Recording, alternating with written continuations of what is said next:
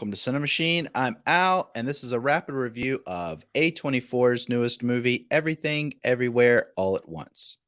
Now, this movie is the little darling in the movie theaters right now. So, should you go see it in theaters, or should you wait until it's streaming somewhere, or should you even see it at all? I'm going to try to help you make that decision, but eventually you're going to have to make a decision on your own. So, let's get into it. When an interdimensional rupture unravels reality, an unlikely hero must channel her newfound powers to fight bizarre and bewildering dangers from the multiverse, as the fate of the new world hangs in the balance. This movie was released March 11th, 2022. It was directed by the Daniel Kwan, and Daniel Scheinert. It was also starring Michelle Yeoh, Stephanie Su, Kwan, Jenny Slate, Harry Shum Jr., James Hong, and Jamie Lee Curtis. This movie was a pretty darn good movie in many aspects, but I did have some things pulling me out of the story. I am a story person first and foremost. Technical abilities and things like that are exciting for me, but that's icing on the cake. I need the base to be great. I need a great story. And this movie, what it had going for it were the performances. Michelle Yeoh and Hugh Kwan were fantastic.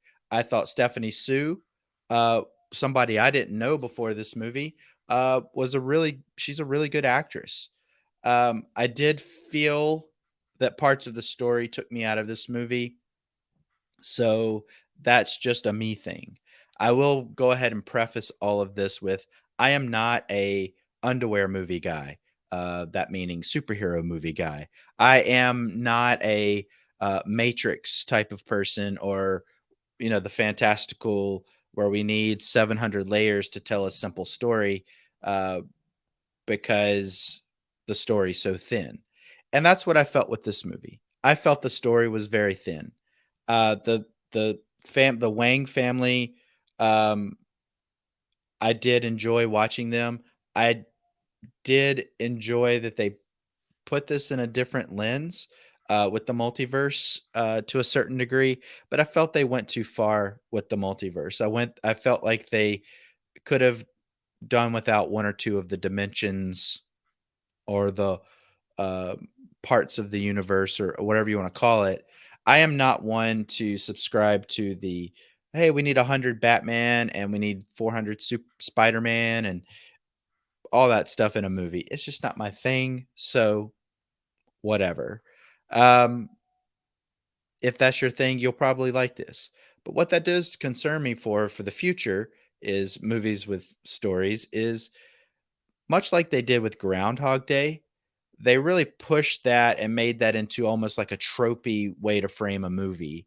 And I believe that this will become a tropey way to frame a movie. And others have used this. This isn't the first time to use this, um, in more of an indie, if you want to call it, movie. This is not an indie movie by any stretch of the imagination, but I do think this movie is beautiful to look at.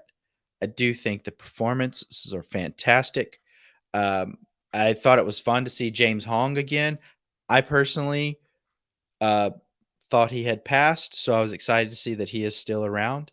And Jenny Slate was in this briefly, although I don't think she was used properly. She was almost like a featured extra in this movie. Jamie Lee Curtis's character is entertaining for a few minutes, but then you get tired of her pretty quickly. I would like to see Stephanie Sue in more movies. I think she has a really bright future ahead of her. But the two that stole the show for me were Michelle Yeoh and Hugh Kwan. Um, it was fun to see him on screen again, from his like his '80s movies, Indiana Jones, and so on and so forth. That same voice coming out of an older man is kind of entertaining. I did like the fight scenes in this movie for the most part.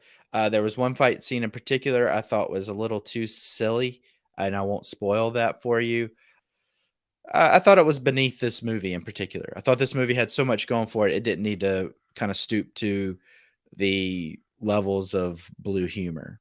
Um, I do like the direction of the Daniels.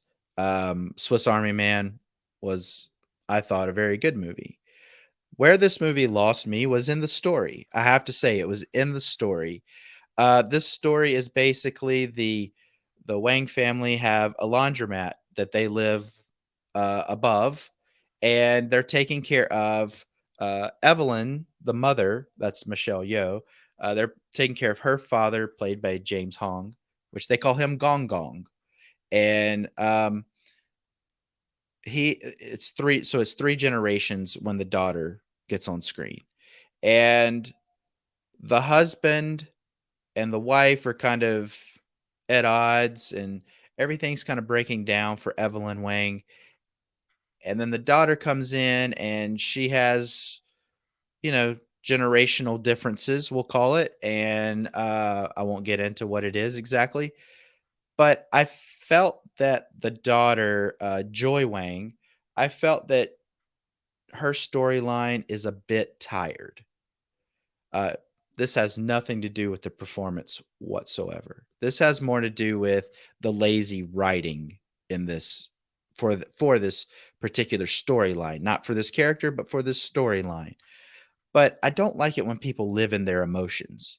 I don't like it when the whole entire characteristic of a person is their emotion. And I feel that we could have gotten to know this character a little bit more had she tried harder, or had she not been such a, a, a whiny baby, if you want to put it that way.